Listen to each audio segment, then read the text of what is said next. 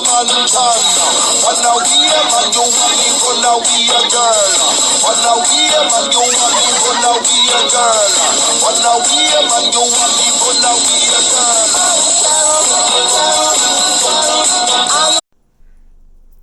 Hello guys, how are you today?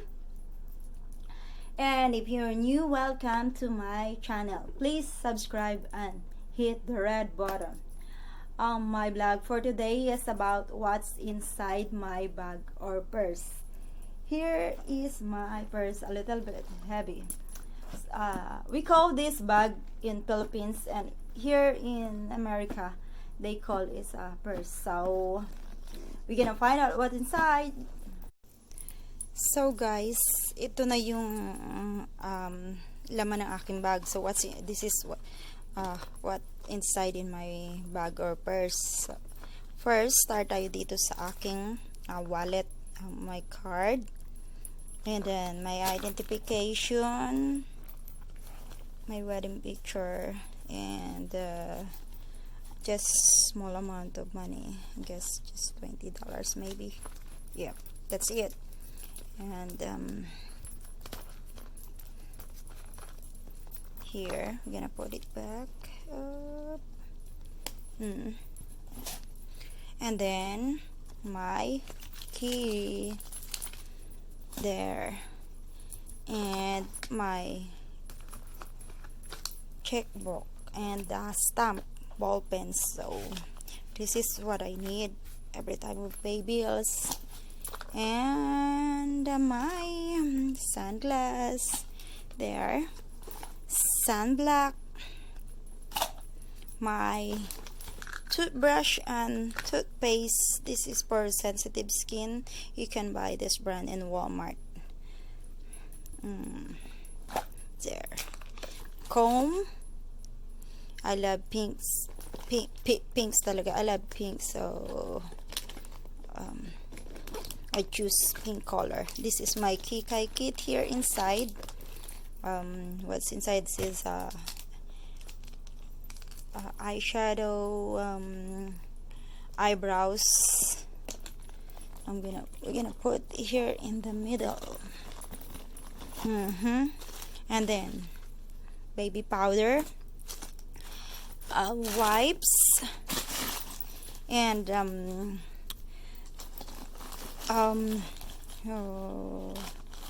wipes, and what do you call this, diaper. Diaper, because when we travel we need to put diaper for my baby. We travel far, but if she's inside the house she don't use a diaper.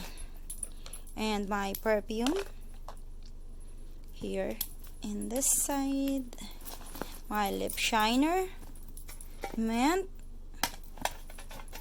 my face powder goes at the middle, my lotion goes in the middle, and then dental floss, and tablet for my baby. She can watch ABC Mouse. And I have a Benadryl here, Benadryl anti itch, especially when our kids play outside. You don't know if there's mosquito or ants bite them, so I always needed this one. And nasal spray if my husband falling allergy attack, I need this one.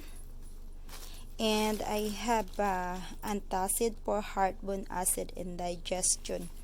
I always need this one, especially when I eat spicy food, and it's harder to control sometimes and you forgot, so I put here, there, okay. And then I have a BGC powder if I got a headache attack. This is really good. And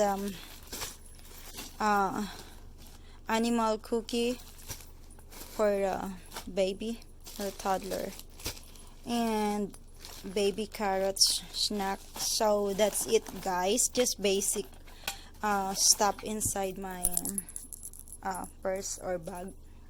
So I hope you learn something. You learn talaga. I hope you learn something. What's we need to put inside in our purse.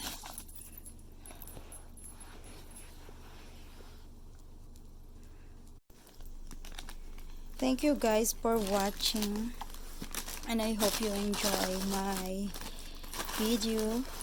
Thank you for all my subscriber, my friends, kabisyo, amigos, amigas, mga kababayan.